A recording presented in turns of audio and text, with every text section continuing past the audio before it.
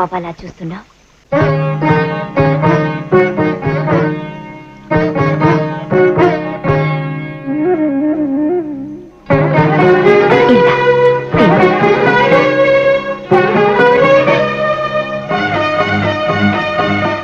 నా దీక్షలో ఏ లోపం ఉందో ఏమో కానీ నాతో వచ్చిన వాళ్ళందరూ వెళ్ళగలిగారు. నేను మాత్రం ఇలా పడిపోయాను. కళ్ళు చీకట్లు కమ్ముతున్నాయి, తల తిరిగిపోతుంది. ఈ జన్మకు నా ప్రభువుని నేను చూడగలుగుతానో లేదోనని నాకు భయంగా ఉందమ్మా. నా స్వామి దర్శనం అవుతుందని మీరైనా ఆశీర్వదించండి అమ్మా.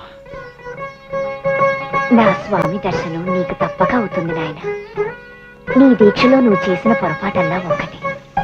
పరమ పవిత్రమైన ఈ కొండకు అదిగో ఆ పాదరక్షలతో రావటం. ఆ పాదరక్షలు విప్పి చూడు.